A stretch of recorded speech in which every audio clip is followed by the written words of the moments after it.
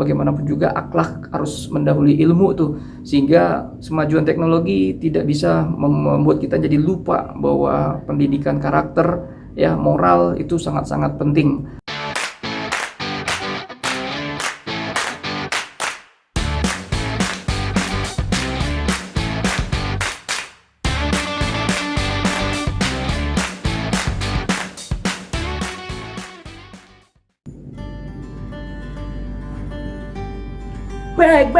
Back again. Hola teman-teman Slim semuanya, kembali lagi di Seven Production Fiska Barca. Oke, teman-teman, jadi ini berhubung karena Barcelona baru memiliki presiden terbarunya. Sebenarnya presidennya sudah lama ya, artinya sudah terpilih kembali, yaitu Joan Laporta. Gue mau mengucapkan selamat buat teman-teman cules semuanya, fans Barca yang mungkin sudah lama menunggu untuk Joan Laporta memimpin kembali, karena beliau adalah presiden tersukses tuh ya di sepanjang sejarah Barcelona ya. Jadi teman-teman, gua ngerasa bahwa sebagai dosen pun ada banyak ilmu-ilmu yang sebenarnya bisa kita pelajari dari mana saja, termasuk bagaimana mengembangkan sebuah kampus untuk menjadi besar dan hebat ya, menjadi kampus pemenang dengan mengadopsi ilmu-ilmu yang ada di dunia sepak bola atau di klub sepak bola. Dan kali ini klub sepak bolanya adalah Barcelona tuh. Ya, memang analoginya agak sedikit berbeda, satu klub sepak bola, satu kampus. Tapi menurut pendapat gua, yang namanya mereka punya jurus-jurus sukses itu juga bisa sebenarnya membekali ya, apa saja sebenarnya jurus-jurus yang ada di Barcelona sehingga mereka menjadi klub yang kaya prestasi, klub yang bisa merajai dunia.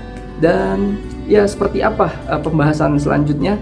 Namun teman-teman, sebelumnya terlebih dahulu jangan lupa untuk berinvestasi dengan menekan tombol subscribe, share, like, dan komennya.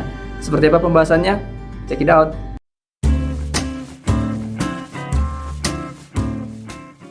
Nah, baik teman-teman, yang pertama La Masia, Akademi Sepak Bola Barcelona. Semua pecinta sepak bola sudah pasti tahu. Gue merasa ini menjadi sebuah akademi yang terbaik di dunia karena berbicara masalah konsistensi. Ada begitu banyak juga nih teman-teman akademi sepak bola dunia yang bagus-bagus ya. Contohnya ada di Manchester United, ada La Fabrica milik Real Madrid, atau misalnya Ajax Amsterdam ya. Tapi masalah konsistensi, menurut pendapat gua Barcelona saat ini terdepan ya, tidak hanya karena konsistensi sebenarnya, namun konsistensi dalam mencetak pemain-pemain hebat ya. Kita bisa melihat contohnya dari zamannya Pep Guardiola sampai ke Carlos Puyol, akhirnya ke Andres Iniesta, sampai ke Lionel Messi, bahkan sekarang masih lagi muncul pemain-pemain baik ya, pemain-pemain bagus seperti ada Ricky Puig-nya gitu. Nah, jadi yang gue mau katakan, ternyata mereka menjadi akademi terbaik di dunia. Ini juga berkonsepkan semacam ada cara mendidik yang menurut pendapat gue tidak ada di akademi sepak bola lainnya. Yang gue baca bahwa ternyata di La Masia tersebut dulu Johan Cruyff juga menyiapkan bahwa bukan mahasiswa, tapi pemain-pemain di sana, pemain-pemain muda di sana itu tidak hanya sekedar belajar bermain bola saja, tapi di sana mereka belajar juga ilmu-ilmu pengetahuan seperti teman-teman seusianya belajar di SMA atau sekolah-sekolah umum ya. Ini yang gua ngelihat bahwa sesuatu yang disiapkan sama Johan Cruyff. Dia mengatakan bahwa kita harus mencegah terlalu banyak mantan pemain yang pada akhirnya setelah pensiun dia bangkrut atau tidak memiliki pendapatan lagi ya. Nah, jadi menurut gua kampus juga harusnya kepikiran untuk hal-hal seperti ini. Jadi ada begitu banyak kampus-kampus yang gua ngelihat, terutama kampus swasta, karena gua nggak pernah di kampus negeri ya. Kampus-kampus swasta tersebut dia hanya berusaha untuk bagaimana mengajarkan mahasiswa, mencetak mahasiswa, dan berharap lulusan-lulusannya bisa mengharumkan alma mater tuh ya. Gue mengatakan bahwa itu tidak salah, tapi dengan zaman yang sudah milenial seperti sekarang, ada bagusnya kampus juga berpikir bagaimana mereka memasukkan materi-materi yang kiranya penting buat masa depan si mahasiswa. Contohnya, gue sekarang jadi dosen di kampus perhotelan. Yang kita pelajari itu sudah pasti tentang bagaimana kalau di culinary masak ya, restoran bagaimana menyajikan minuman, kita di room division itu bagaimana melayani di kantor depan atau di housekeeping gitu ya. Nah, tapi gue ngerasa belum ada semacam kurikulum di kampus perhotelan, semacam tambahan yang sifatnya untuk bisa melengkapi mahasiswanya ke depan. Contohnya yang gue ngerasa butuh sekali harus ada, perlu mata kuliah coding ya. Gue berharap mahasiswa ini lulusan di perhotelan tidak hanya sekedar lulus jadi pekerja tok ya. mereka jadi paling barter nanti general manager gitu ya, manajer tertinggi di sebuah hotel. Bagus sih, iya. Tapi menurut pendapat gue, banyak kampus yang menginginkan mahasiswanya menjadi entrepreneur, tapi tidak menyiapkan mahasiswanya dengan mata kuliah yang sifatnya coding. Ya, persiapkan saja mereka belajar coding. Dengan cara seperti itu mereka nanti bisa saja tuh menjual setiap usahanya dan jasanya, produk dan jasa itu dengan membuat website atau semacam aplikasi yang memang mereka setidaknya minimal tuh mengerti saja bagaimana jalur aplikasi itu dibuat. Ya, untuk mahir bisa jadi mereka masih terlalu jauh untuk mengerti, tapi setidaknya mengerti. Sama seperti kayak membaca laporan keuangan. Ya, mungkin kalau kita nggak bisa membuat laporan keuangan secara detail, kita bisa tuh nanti menjadi atau memaksimalkan konsultan, ya, semacam kayak financial auditor gitu ya. Tetapi di sini minimal kita tahu tuh membaca laporan keuangan supaya nggak ditipu-tipu kali. Sama seperti itu coding juga, gue berharap mahasiswa mengerti bagaimana proses pembuatannya sehingga dia membantu pada saat dia nanti mau jadi entrepreneur. Ya, atau hal lainnya teman-teman, gue pikir perlu juga kampus perhotelan menyiapkan mahasiswa dengan materi yang namanya internet marketing. Ya, saat ini ada marketing, ada e-commerce dipelajari, tapi gue nggak melihat ada semacam penekanan prioritas tentang bagaimana memarketingkan produknya melalui sosial media yang ada saat ini. Seperti itu. Jadi ada begitu banyak tuh sebenarnya marketing yang tidak perlu kita dalamin terlalu dalam tentang konsepnya, tapi teknisnya ya ini perlu diperhatikan. Jadi ada begitu banyak materi-materi yang sebenarnya lebih membekali masa depan si mahasiswa, tapi mungkin belum menjadi penekanan. Nah, di sisi lain juga La Masia sebenarnya teman-teman sangat menekankan yang dengan namanya karakter. Kita bisa ngelihat para pemain-pemain lulusan dari akademi tersebut seperti Xavi, Messi, ya, Iniesta punya karakter yang sama. Ya, bahkan seorang Zlatan Ibrahimovic itu pernah mengakuinya. Jadi gue berharap juga kampus-kampus juga peduli terhadap yang namanya karakter. Bagaimanapun juga akhlak harus mendahului ilmu tuh, sehingga kemajuan teknologi tidak bisa membuat kita jadi lupa bahwa pendidikan karakter, ya, moral itu sangat-sangat penting.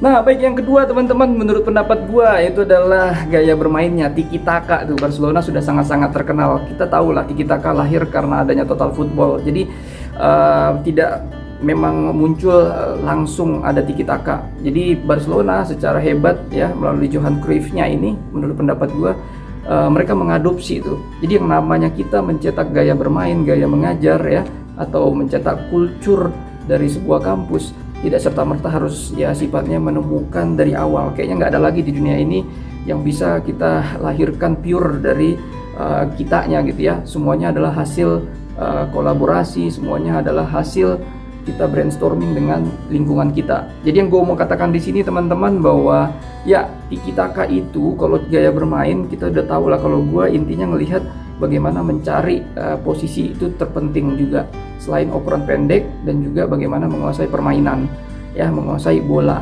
gitu. Jadi kalau Johan Cruyff pernah bilang bahwa dengan gaya bermain menguasai bola, kita punya potensi untuk menang dari lawan kita karena kita punya bola untuk mencetak gol, sementara lawan kita tidak memiliki bolanya tuh. Nah, jadi gue mau katakan bahwa kampus pun sebenarnya mereka harus kepikiran untuk bagaimana mencetak positioningnya tuh, ya, bagaimana dia harus meletakkan lulusan-lulusannya ya punya posisi yang jelas. Contohnya kalau kita berada di kampus perhotelan lagi nih, ada begitu banyak kampus-kampus perhotelan di Pulau Jawa sana, di Sumatera, yang pastinya seperti kita di Batam, ya pastinya pingin punya lulusan-lulusan yang dilirik, ya, yang punya semacam daya jual, artinya memang karena kualitas mahasiswanya. Nah, tetapi gue melihat ada banyak kampus perhotelan yang tidak melirik salah satu positioning apapun untuk lulusannya. Jadi contohnya menurut pendapat gue gini, oke, di Bandung gue karena lulusannya gue pernah tahu bahwa ada kampus yang sangat peduli dengan mencetak mahasiswa yang berdisiplin. Selain dia punya skill, ya, dia punya knowledge, dia juga berdisiplin. Nah, gue berharap ada kampus-kampus perhotelan lainnya yang juga justru fokus ke yang lainnya. Jangan sekedar mengikuti yang kampus perhotelan di Bandung ini. Dia sebenarnya kampus swasta lain ini bisa melirik seperti bagaimana mencetak lulusannya yang lebih kreatif tuh, ya. Jadi bagaimana mungkin secara skill dia ya rata-rata knowledge juga rata-rata, tapi dalam hal kekreativitasan ini dia sangat-sangat menonjol. Ya, prioritas selama belajar kuliah di kampus, selama praktek di kampus, semua praktek-prakteknya mulai dari semester 1 sampai semester akhir fokus kepada melatih kreativitas si mahasiswanya, melatih otak kanannya. Atau ada juga yang seharusnya dilirik positioning yang menguntungkan seperti mencetak tenaga entrepreneur tuh menurut pendapat gua.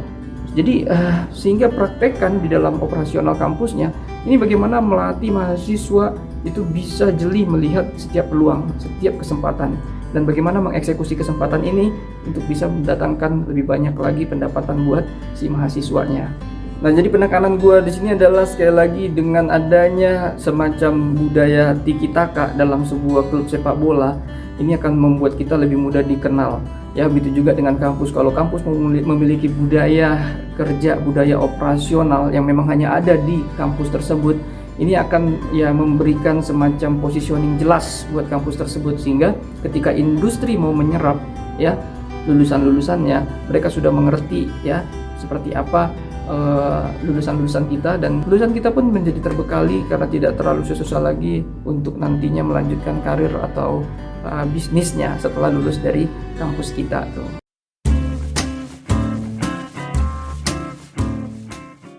Nah, baik teman-teman, yang terakhir yaitu John Laporta. Sebenarnya berbicara John Laporta, ada satu peninggalan dia yang ingin dia teruskan di kepemimpinan dia yang kedua kalinya, yaitu adalah dia mengatakan bahwa nanti ya Rakuten ini, sponsor yang ada di dada ini, dia akan ganti lagi dengan UNICEF gitu ya. Jadi menurut pendapat gua ini seorang yang visioner, pemimpin yang benar-benar fokus kepada klub yang punya value. Jadi kalau kita bisa katakan gini, seluruh klub sepak bola setahu ini yang gue tahu ya, yang namanya bagian dada ini sponsor itu adalah space-nya buat perusahaan-perusahaan yang ingin beriklan gitu ya, yang ingin menjadi sponsor di klub tersebut, yang pastinya akan mendatangkan banyak duit buat klub tersebut. Nah, Laporta yang dekat dengan Johan Cruyff, mereka mengerti sekali bahwa klub sepak bola ini harus lebih daripada sekedar sebuah klub saja ya. Jadi itu juga menjadi Mesque en Club gitu ya, motonya si Barcelona, lebih daripada sekedar sebuah klub. Jadi mereka akan membuat yang namanya atau melanjutkan Rakuten ini ditempelin atau nantinya akan ada space UNICEF gitu ya. Mereka mau mengatakan bahwa Barcelona adalah sebuah klub sepak bola yang concern dengan anak-anak, peduli terhadap perkembangan anak-anak. Justru di eranya Laporta yang lalu dia membayar ya UNICEF atau dia menyumbang ke UNICEF supaya ada logo dari UNICEF di dada jersey Barcelona. Nah, ini menjadi pembeda. Ya, jadi klub tersebut di bawah Laporta tidak hanya sekedar profit oriented, tapi juga value oriented. Jadi memang sebuah klub yang berorientasi kepada nilai. Nah, gue merasa bahwa kampus pun seharusnya jeli melihat hal ini. Jadi kampus tidak serta-merta hanya rutinitas mencetak lulusan-lulusan, tapi menurut pendapat gue dia harus perbanyak kegiatan-kegiatan yang sifatnya sosial. Jadi sosial ini yang pastinya harus membuat kehidupan lebih baik lagi itu. Nah, mungkin beberapa kampus yang gue lihat mereka menganggap sosial ini lebih kepada pengabdian tuh ya, pengabdian di mana dosen-dosennya kalau melakukan yang namanya PKM. Nah, itu sudah dianggap sebagai kegiatan sosial. Ya, benar juga, tapi menurut pendapat gue seperti yang John Laporta lakukan di Barcelona, kampus harus lebih aktif, harus lebih berdiri di depan, tidak hanya sekedar dosen-dosennya, di mana dia bisa membuat semacam kerjasama gitu ya, yang bisa membentuk atau yang membuat kehidupan menjadi lebih baik lagi. Ya, semisal kampusnya sendiri bekerja sama dengan sebuah desa ya, di mana desa tersebut secara intensitas benar-benar dilatih dari yang namanya masyarakatnya, begitu juga kehidupannya, sehingga benar-benar meninggalkan jejak di desa atau di perkampungan tersebut gitu ya. Ini hanya contoh kecilnya saja, tapi menurut pendapat gua kampusnya yang harus berdiri di depan, bukan hanya sekedar dosen-dosennya yang melakukan yang namanya pengabdian sebagai kewajiban tridharma, yaitu adalah 3 tugas pokoknya selaku dosen. Nah, baik teman-teman, yang terakhir tentang bagaimana adanya logo UNICEF ya, ini menekankan kepada kolaborasi. Laporta mengerti sekali bahwa kolaborasi yang berbeda ya istilahnya yang non profit atau yang berbeda perusahaannya dengan yang namanya sepak bola. Ini penting. Kampus juga gue merasa seperti itu ya. Jadi kampus misalnya kayak kita di perhotelan tidak melulu harus sebenarnya bekerja sama dengan hotel lagi kah, restoran lagi ya, atau ya kampus-kampus perhotelan yang ada di luar daerahnya atau di luar negeri gitu ya. Itu bagus iya, tapi menurut pendapat gue ayo ada begitu banyak kolaborasi ya yang perlu dilakukan. Ya kita bisa menggandeng misalnya kalau ada komunitas UMKM ya, atau YouTuber di sebuah tempat. Ini akan sangat-sangat penting, tidak hanya sekedar mendongkrak kita punya image, tapi juga kita bisa membuat semacam kerjasama yang memfasilitasi mereka untuk kebutuhannya, dan juga mereka bisa memfasilitasi kebutuhan mahasiswa-mahasiswa kita. Jadi ada begitu banyak kolaborasi yang berbeda genre yang sangat dibutuhkan kampus untuk bisa membuat dia menjadi lebih terkenal dan juga membuat dia punya semacam positioning yang jelas seperti itu. Nah, jadi menurut pendapat gue itu aja teman-teman, 3 poin yang memang ada di Barcelona yang membuat klub tersebut menjadi saat ini begitu dominan di sepak bola internasional. Dan juga semoga saja ini bisa sedikit banyak bermanfaat juga buat kampus-kampus. Mereka bisa mengadopsi cara-cara yang ada di Barcelona ya, untuk bisa mencetak lulusan-lulusan dan membangun image-nya di masyarakat. Oke teman-teman, jadi menurut pendapat gue itu saja. Terima kasih sudah menonton, dan jangan lupa juga untuk tetap memberi dengan menekan tombol subscribe, share, like, dan komennya. Subre. Thank you very much and God bless you all. Ow!